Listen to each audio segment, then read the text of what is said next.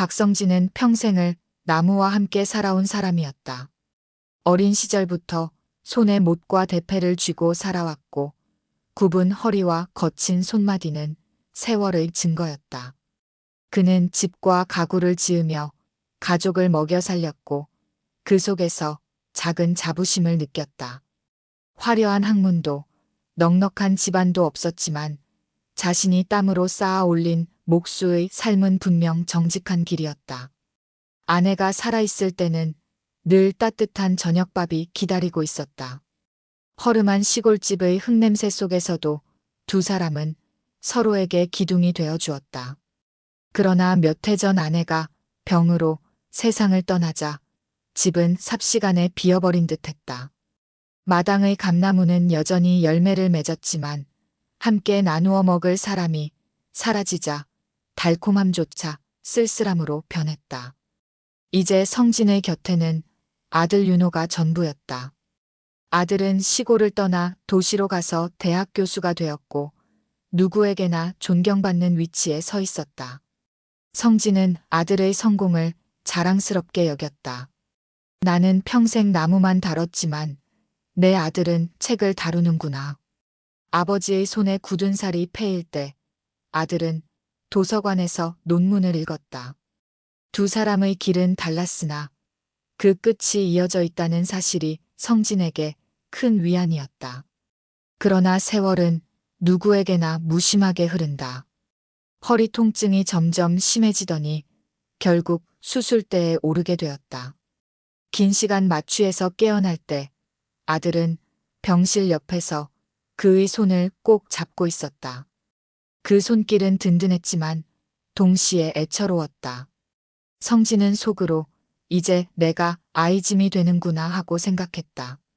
퇴원하는 날 윤호는 아버지에게 간곡히 부탁했다.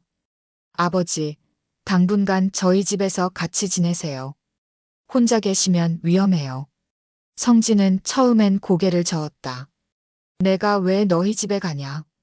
불편하게 하지만 아들의 눈빛은 단호했다. 며느리 서영도 좋다고 한다는 말이 덧붙여지자 더는 거절할 수 없었다. 그는 결국 아들의 차에 몸을 실었다. 도시에 도착했을 때 성진은 마치 다른 세계에 발을 들인 듯한 기분이 들었다.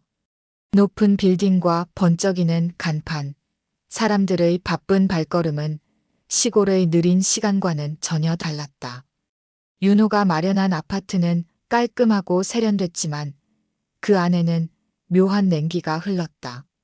현관을 열자 반짝이는 대리석 바닥과 커다란 샹들리에가 눈에 들어왔다. 보기엔 근사했지만 어쩐지 따뜻한 집의 느낌은 없었다. 성진에게 배정된 방은 가장 안쪽, 햇빛이 잘 들어오지 않는 작고 조용한 공간이었다. 짐을 풀며 그는 속으로 잠시 머무는 거니까 괜찮다고 다독였다. 그러나 동시에 마음 한구석이 씁쓸했다.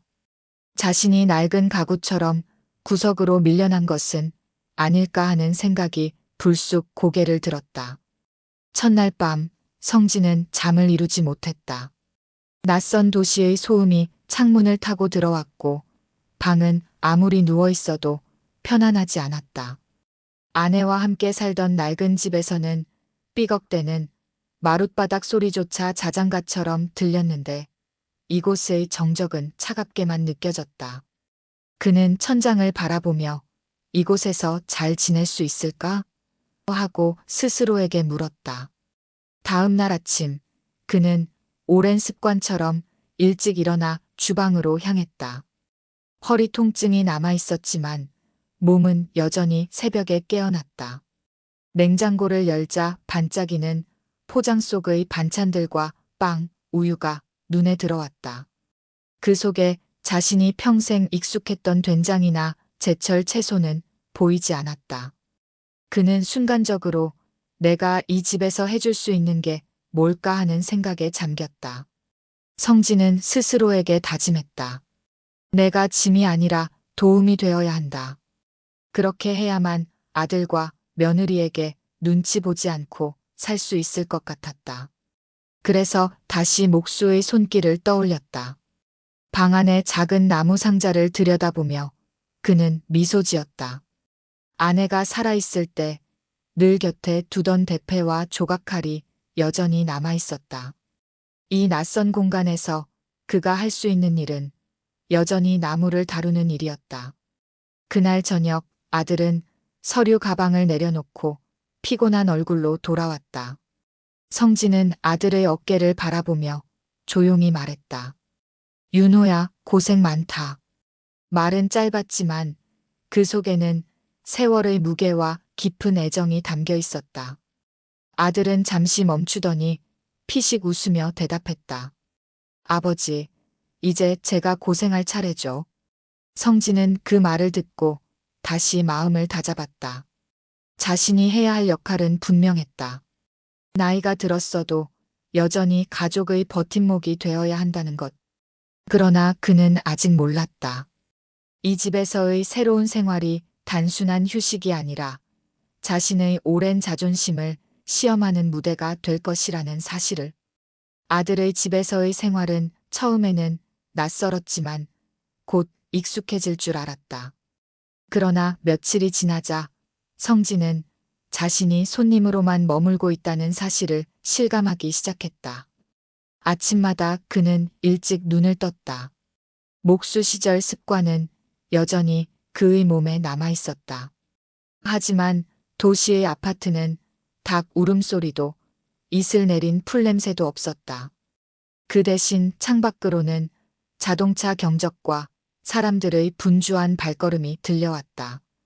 그는 창문 너머를 멍하니 바라보며 오래된 집의 마당을 떠올리곤 했다. 성진은 몸이 회복되는 동안 무언가 도움이 되고 싶었다. 하지만 집 안에서 할 수 있는 일은 거의 없었다. 주방은 며느리의 영역이었고 거실은 아이가 장난감을 늘어놓은 공간이었다.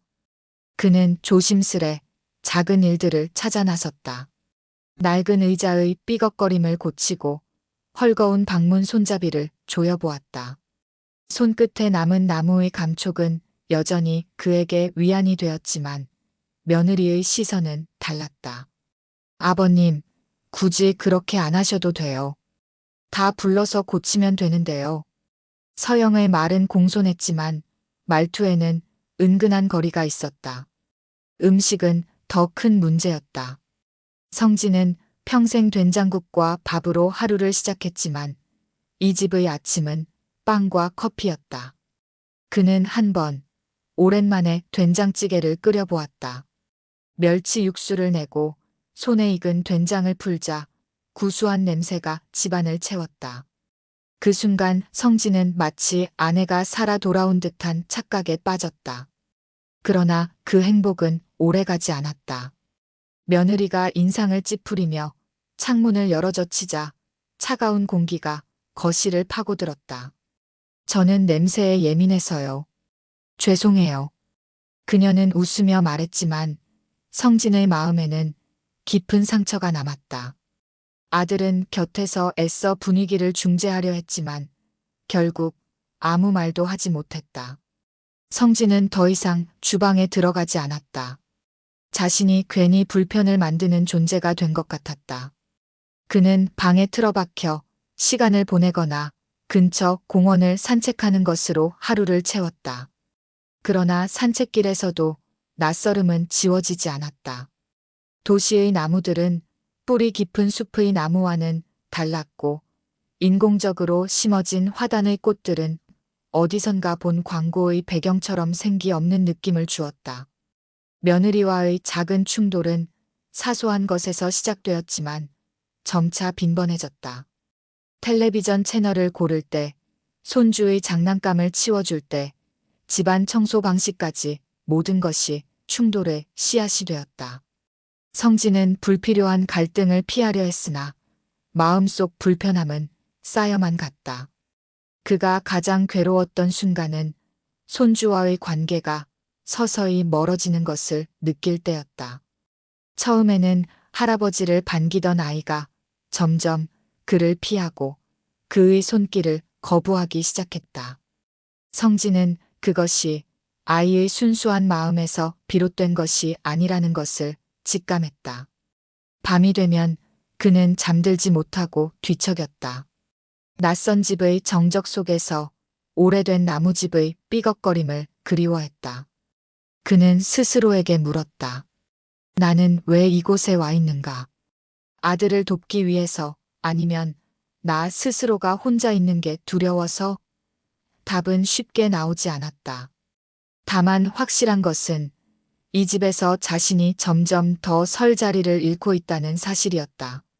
수술한 다리의 통증은 차차 나아지고 있었지만 마음의 통증은 점점 깊어졌다. 성진은 어느새 하루하루를 버틴다는 마음으로 살아갔다. 그는 여전히 아들을 자랑스러워했지만 며느리와의 차가운 거리는 쉽게 좁혀지지 않았다.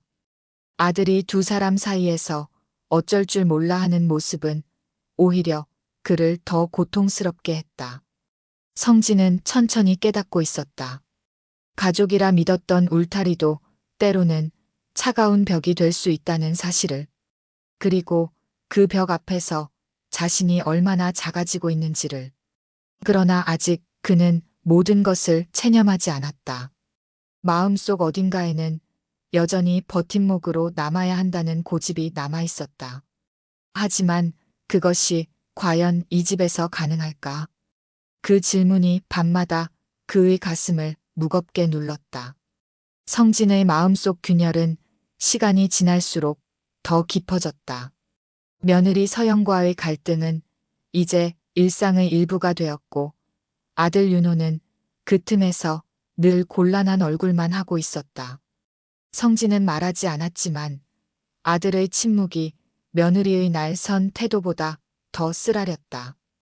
어느 날 오후 성진은 작은 서랍 속을 정리하다가 오래전 아내가 쓰던 바느질 도구를 꺼냈다. 낡은 헝겊과 바늘, 손때 묻은 실뭉치가 그 안에 그대로 남아 있었다. 그는 손주에게 줄 작은 인형을 만들고 싶었다. 퇴직 후에도 나무와 천을 만지며 무언가를 빚어내는 일은 그에게 삶의 이유였다. 천천히 바늘을 움직이며 손에 익은 동작을 반복했다. 그런데 이 소박한 마음마저도 곧 무너졌다. 다음 날 손주에게 인형을 건네려 했지만 아이는 곧장 등을 돌렸다. 아이의 눈에는 어색한 두려움이 비쳤다. 성진은 그 순간 깨달았다. 이미 며느리가 아이에게 무언가를 심어 놓았다는 사실을. 방으로 돌아온 그는 인형을 무릎 위에 올려두고 오랫동안 움직이지 못했다. 바늘 자국이 남은 손끝이 허망하게 떨렸다. 그 무렵부터 며느리의 태도는 더욱 노골적으로 변했다. 성진이 거실에 앉으면 일부러 청소기를 크게 돌렸고 그가 즐겨보던 프로그램이 나오면 채널을 바꿔버렸다. 작은 괴롭힘들이 모여 그를 집안의 이방인으로 몰아갔다. 성진은 점점 말수가 줄었고 방 안에 머무는 시간이 길어졌다.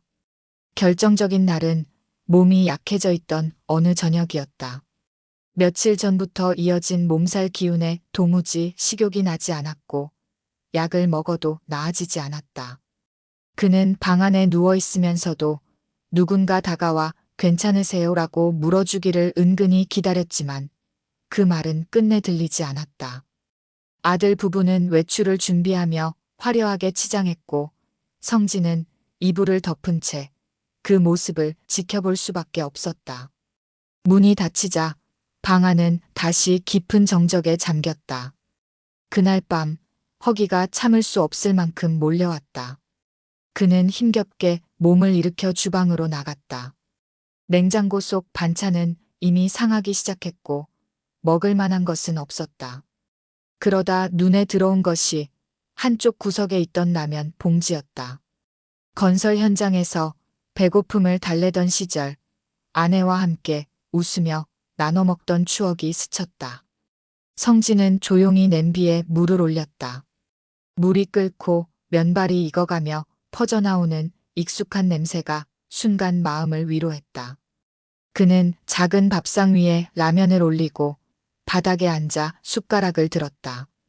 그러나 평온은 오래가지 않았다. 현관문이 쾅 하고 열리며 부부가 들어왔다. 서영의 얼굴에는 분노가 가득했다. 화장기 진한 표정으로 거실을 훑던 그녀의 눈길이 곧 라면, 냄비와 밥상에 멈췄다. 성진은 설명하려고 했지만 목이 막혀 말이 나오지 않았다. 잠시 정적이 흐른 뒤 차가운 목소리가 공간을 가르며 흘러나왔다. 집안에서 이런 냄새라니. 그 다음은 순식간이었다. 며느리는 다가와 밥상을 발로 걷어찼다. 라면, 국물이 뜨겁게 흘러내리며 바닥을 적셨고 일부는 성진의 다리에 튀었다. 그는 고통스러운 신음을 삼켰다. 하지만 무엇보다 견디기 힘들었던 것은 아들의 모습이었다. 윤호는 눈앞의 상황에 얼어붙은 듯 아무 말도 아무 행동도 하지 않았다. 성진은 쓰라린 다리를 붙잡고 한동안 움직이지 못했다. 머릿속에는 오직 하나의 생각만이 반복됐다. 나는 이제 이 집에서 필요 없는 존재구나. 분노와 허망함이 동시에 치밀어 올랐다. 그는 아무 말도 하지 않은 채 방으로 돌아가 작은 가방을 꺼냈다. 오래전부터 지니고 다니던 통장과 휴대폰, 그리고 아내의 바느질 도구만 챙겼다. 현관문을 나서며 뒤돌아보지 않았다. 며느리의 날선 목소리와 아들의 갈피 잃은 얼굴은 이제 더 이상 붙잡고 싶지 않은 그림자였다. 밤 공기는 싸늘했지만 오히려 정신은 맑아졌다. 성진은 느리지만 단호한 걸음으로 길을 걸어나갔다. 이제 그는 다른 싸움을 준비해야 했다. 단순한 감정의 분노가 아니라 무너진 존엄을 되찾기 위한 싸움 말이다.